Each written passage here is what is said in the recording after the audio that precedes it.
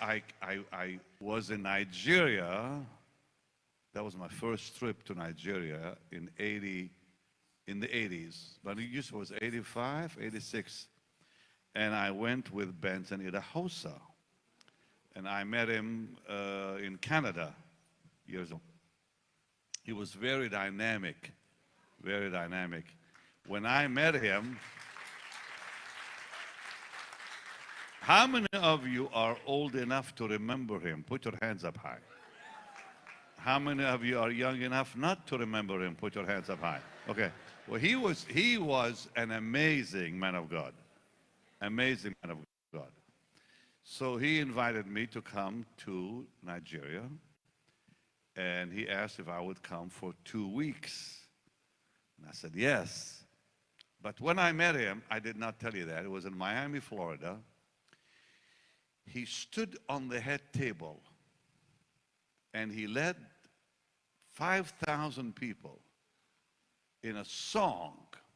Mine eyes have seen the glory of the coming Lord. The place, I thought we were going to be raptured. He was so dynamic. I never seen anyone like him. Later we met, we became friends. He took me to Nigeria. I saw things with him I never thought I'd see in my life. Now, you young people, how many young people are here? Stand up, stand up. Look how many young people are here. Wow. I think some of them stood up that want to be young people. It's okay, thank you. You may be seated. So, I have never seen any man in my life do what he did. So he took me to preach in Ibadan and in Kaduna. So when we went up to Kaduna, we get to the airport, not one of us has a ticket. Nobody has a ticket. Nobody knows we're coming. He goes to the pilot.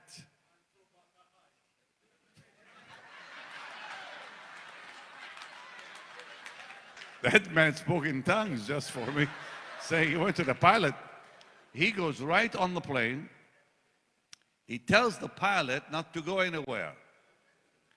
He asks the passengers, it was already full, they were about to take off to Kaduna. He tells the pilot he's not going nowhere. He kicks everyone off the plane. Benson goes up on the plane and kicks everybody off. And the whole plane is empty now. And he's telling them all to wait outside. Not one of us had a ticket or a boarding pass. He puts us on the plane, first class.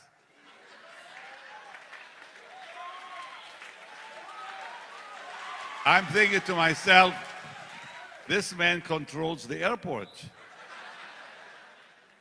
Then he goes down, there's a big line of people, and he says, go, go, you go, you go. And then there's still another, I don't know how many is still waiting. He said, you all go home.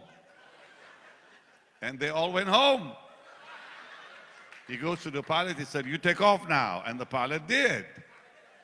When I get to Kaduna, of course, I met some amazing people there. It was a powerful, powerful time.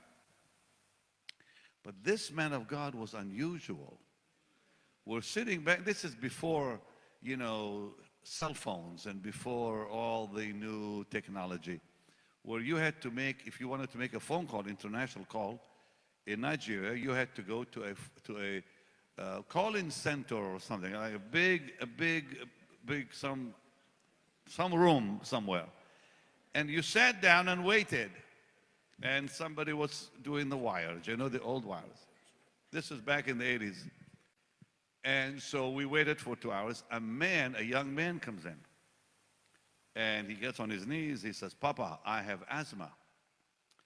And Benson said, open your mouth. And he opens his mouth and he breathed like that. And then he slapped him real hard. I never saw anyone slap anyone in my life before. He slapped him so hard, I thought the man's face will come off. He said, you are healed. And he went woof like that. And the asthma came out of him just like that. The man was healed of asthma. I was stunned. I thought, dear God, this man, I never saw anybody slap anybody. I remember my wife's grandmother telling me, Smith Wigglesworth, she had been to his meetings in England, and he used to punch people. And some man died in his meeting, and he said, pick him up, and he actually punched him in the stomach. He said, in Jesus' name, rise. Wham! Nothing happened. The guy fell, he was still dead. He said, pick him up again. He punched him the second time, and he fell down dead.